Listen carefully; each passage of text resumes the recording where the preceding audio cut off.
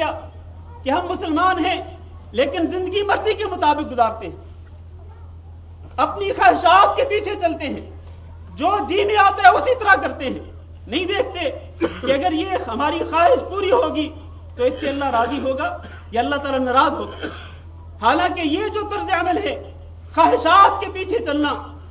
اور اپنی منمانے انداز میں زندگی بسر کرنا,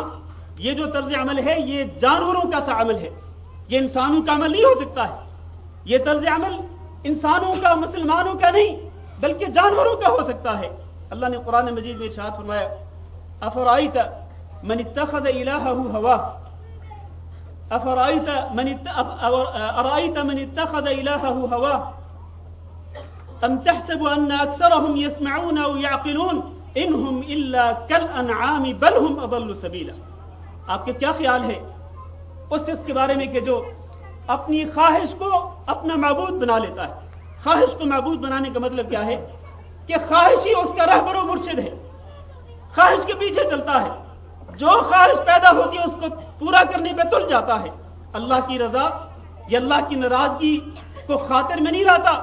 بلکہ خواہشات کے پیچھے چلتا ہے, اپنے نفس کو خواہشات کے پیچھے چلاتا ہے. اللہ فرماتے ہیں, ہم تحسبوا ان اکثرهم يسمعون ويعقلون, کیا آپ کے ان لوگوں کے بارے میں یہ خیال ہے کہ یہ ان میں سے اکثر جو ہیں وہ سمجھتے ہیں اور سنتے ہیں؟ انہم الا کالانعام, یہ لوگ تو چوپائے جانوروں کی طرح ہے, بل ہم اضل سبیلا, بلکہ چوپائے جانوروں سے بھی بدتر ہے. اس سے ہمیں یہ بات سمجھنی چاہیے اور ہمیں اس بات پر یقین ہونا چاہیے کہ جو شخص بھی خواہشات کا غلام ہوگا وہ اللہ کا غلام نہیں ہو سکتا ہے. خواہشات کی پیروی کرنے والا ہوگا تو وہ دین اسلام کا پیروکار نہیں ہوگا, وہ جانور کی طرح بلکہ جانور سے بھی بدتر ہوگا. آج افسوس سے کہنا پڑتا ہے کہ اکثر لوگوں کی یہی حالت ہے. میرے بھائیوں, ہمیں اپنی خواہشات کو شریعت کے تابع بنانا ہوگا, اپنی خواہشات کو شریعت کا پابند بنانا ہوگا. لا یؤمن احدکم حتی تکون ہواہ تبعا لما جئت بہ, تم میں سے کوئی شخص اس وقت تک مومن نہیں ہو سکتا جب تک کہ اس کی خواہش میرے اوپر نازل کیے گئے دین کے مطابق نہ ہو جائے, اس کے پیچھے نہ چلنے لگ جائے, اس کی پابند نہ ہو جائے. انسان کی خواہش اللہ کے دین کی پابند ہو. تو اس لیے ہمیں سچا مسلمان بننا چاہیے, حقیقی مسلمان بننا چاہیے اور اسلام کی اس حقیقت کو سمجھنا چاہیے اور اس کو دلوں میں بٹھانا چاہیے کہ اسلام اسی چیز کا نام ہے کہ ہم اللہ تعالیٰ کے سامنے اپنے آپ کو جھکا دیں اور اللہ تعالیٰ کی تعلیمات اور دین کی جو تعلیمات ہیں ان کو کھلے دل کے ساتھ قبول کریں اور ان پر عمل کریں اور من مانی زندگی بسر کرنے کا جو طرز عمل ہے اس کو چھوڑ دیں. یقینی طور پر یہی ہمارے لیے بہتر ہے دنیا میں بھی اور آخرت میں بھی. ورنہ اگر ہم یہ طرز عمل چھوڑیں گے نہیں تو پھر کیا ہوگا؟ اگر ہم اپنی خواہشات کے غلام بن جائیں گے تو اللہ تعالیٰ نے ایک اور مقام پہ یہ ارشاد فرمایا ہے, کیا فرائیت من اتخذ الہہ ہواہ واضلہ اللہ علی علم وختم علی سمعہ وقلبہ وجعل علی بصرہ غشاوہ. جو شخص اپنی خواہش کی عبادت کرتا ہے, خواہشات کی پوجا کرتا ہے, خواہشات کے پیچھے چلتا ہے, دین اسلامی کی کوئی پرواہ نہیں کرتا, اللہ تعالیٰ اس کے دل پر مہر لگا دیتا ہے, اس کے کان پر مہر لگا دیتا ہے اور اس کی آنکھوں پر پردہ ڈال دیتا ہے. اس کے بعد اللہ فرماتے ہیں فمن یہدیہ من بعد اللہ, جب اللہ تعالیٰ کسی کے دل پہ مہر لگا دے گا اور کان پہ مہر لگا دے گا اور آنکھوں پہ پردہ ڈال دے گا, من یہدیہ من بعد اللہ, پھر اللہ کے بعد اس کو کون ہدایت دینے والا ہے؟ پھر وہ ہدایت حاصل نہیں کر سکتا. وہ آج بہت سارے مسلمان ایسے ہیں کہ جن کے دلوں پہ مہر لگی ہوئی ہے, ان کو قرآن و حدیث سنائیں, اللہ تعالیٰ کے فرامین پڑھ کے سنائیں, رسول اکرم صلی اللہ علیہ وسلم کی حدیث پڑھ کے سنائیں, وہ ٹس سے مس نہیں ہوتے, ان کو ذرا بھی احساس نہیں ہوتا ہے. میرے عزیز بھائیوں, یہ طرز عمل نہایت ہی افسوسناک ہے مسلمان کی طرف سے, بہت ہی مہلک اور تباہ کن ہے. اس سے یقینی طور پر دنیا میں بھی خسارہ اور آخرت میں بھی خسارہ ہوگا. ہمارا جو دین ہے, دین اسلام, اس کی دو بنیادی خصوصیات ہیں. پہلی خصوصیت یہ ہے کہ دین اسلام آسان ہے. دین اسلام آسان ہے, دین اسلام میں کوئی تنگی نہیں ہے. اللہ تعالیٰ نے قرآن مجید میں ارشاد فرمایا ما جعل علیکم فی الدین من حرج، اللہ تعالیٰ نے تمہارے اوپر دین میں کوئی تنگی نہیں رکھی۔ پہلے تو یہ اس بات پر ہمیں یقین ہونا چاہیے کہ اللہ نے دین میں کوئی تنگی نہیں رکھی۔ اور پھر ایک دو مثالیں دے دیتا ہوں کہ اللہ نے دین میں کس طرح آسانیاں پیدا کی ہیں۔ آپ دیکھیں کہ اللہ نے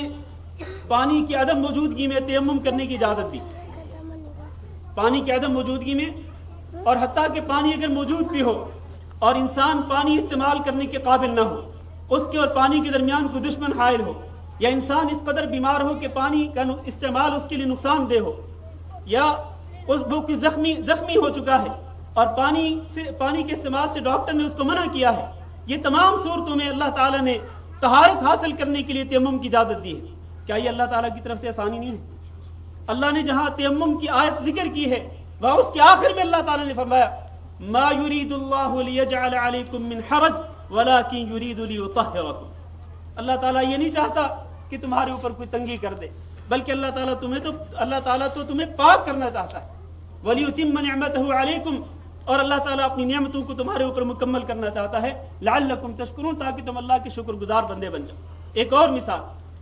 روزہ اللہ تعالیٰ نے فرض کیا، رمضان کے روزے اللہ تعالیٰ نے فرض کیے، لیکن رمضان کے دنوں میں اگر کوئی شخص مریض ہو یا مسافر ہو تو اللہ تعالیٰ نے اجازت دی کہ آپ روزے چھوڑ دیں، دوسرے دنوں میں ہم روزوں کو کیا کریں؟ قضا کر لیں۔ اللہ نے یہ حکم ذکر کرنے کے بعد فرمایا فمن كان منكم مريضا وعلى سفر فعدة من ايام اخر، پھر فرمایا يريد الله بكم اليسر ولا يريد بكم العسر، اللہ تمہارے لیے آسانی چاہتا ہے، تمہارے لیے تنگی نہیں چاہتا ہے۔ یہ دین میں آسانی کی ایک مثال ہے۔ اسی طرح آپ جانتے ہیں کہ جب سخت بارش ہو رہی ہو،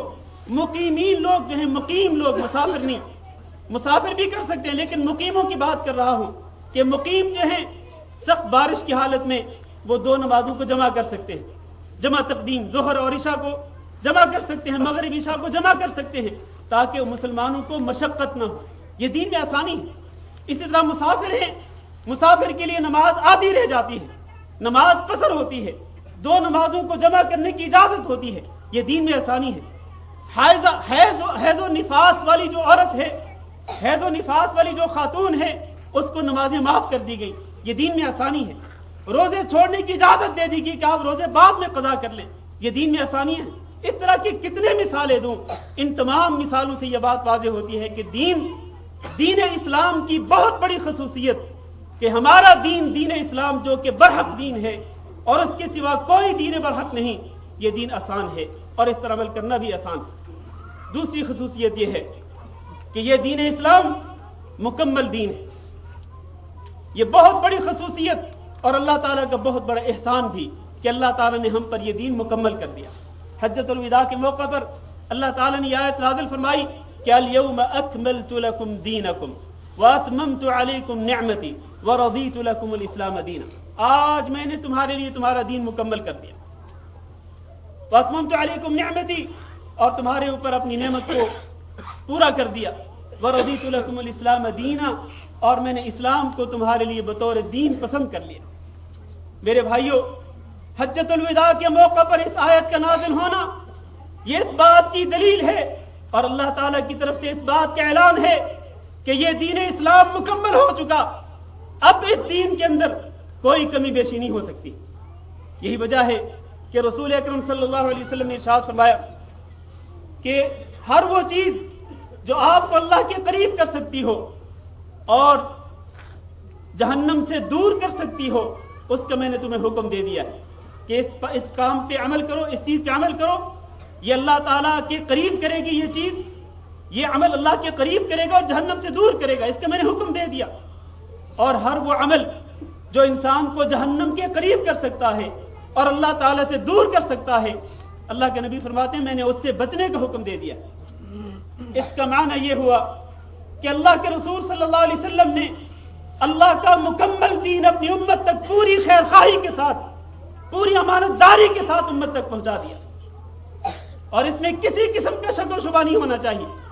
یہی وجہ ہے کہ رسول اکرم صلی اللہ علیہ وسلم نے حجۃ الوداع کے موقع پر صحابہ کرام کو گواہ بنا کر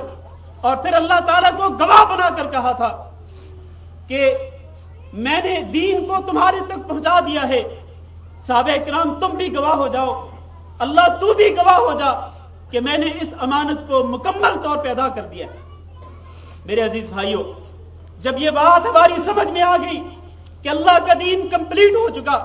अल्लाह का दीन मुकम्मल हो चुका, तो फिर इस नतीजे पर पहुंचने में कोई मुश्किल, कोई दुश्वारी नहीं होनी चाहिए कि दीन में कोई नया काम इजाद नहीं किया जा सकता है। लोग आज दीन के अंदर नए नए काम इजाद कर रहे हैं, और अब तक कितने काम हैं कि जिनको दीन के नाम पर इजाद करके दीन में शामिल कर लिया गया, और आज भी हो रहे हैं। मेरे अजीज भाइयों, रसूल अकरम सल्लल्लाहु अलैहि वसल्लम ने फरमाया, इय्याकुम बिमुहदसातिल उमूर फइन्न कुल्ल मुहदसतिन बिदअह, कि दीन में नए नए काम इजाद करने से बचना, इसलिए कि हर नया इजाद किया हुआ काम बिदअत है, व कुल्लु बिदअतिन दलाला, और हर बिदअत गुमराही है, व कुल्लु दलालतिन फिन्नार, और हर गुमराही इंसान को जहन्नम में ले जाने वाली। मालूम यह हुआ कि हर नया काम बिदअत है। दीन के नाम पर, कार खैर के नाम पर, इबादत के नाम पर जो काम भी दीन में नया इजाद किया जाएगा, जिसका अल्लाह ताला के कुरान में कोई सबूत नहीं, जिसका रसूल अकरम सल्लल्लाहु अलैहि वसल्लम की अहादीस मुबारका में कोई सबूत नहीं, वो दीन में नया इजाद किया हुआ काम है, और वो बिदअत है, और हर बिदअत गुमराही है। कोई बिदअत हसना नहीं हो सकती है। ये मेरे और आपके प्यारे नबी हजरत मोहम्मद सल्लल्लाहु अलैहि वसल्लम के इरशाद है कि कुल्लु बिदअतिन दलाला। इसके बावजूद अगर कोई शख्स ये दावा करे कि बाद बिदअत हसना भी होती हैं, अच्छी और नेक बिदअत भी होती हैं, तो उसको फिर अपने दिमागी तवाजुन को दुरुस्त कराना चाहिए। उसको अपने ईमान का जायजा लेना चाहिए कि वो किस तरह ये दावा करता है, जबकि मेरे और आपके प्यारे नबी ने ये फरमा दिया कि हर बिदअत गुमराही। और इससे फिर आप ये बात भी समझ लें कि ये रबीउल अव्वल का महीना है। आज लोग नबी करीम सल्लल्लाहु अलैहि वसल्लम के साथ मोहब्बत का दावा करते हुए लोग जश्न मिलाद मनाते हैं, और लोग चरागा करते हैं, लोग जुलूस निकालते हैं, बड़े बड़े जुलूस निकाले जाते हैं, और बाकायदा जश्न मिलाद मनाया जाता है। जुलूस निकाल कर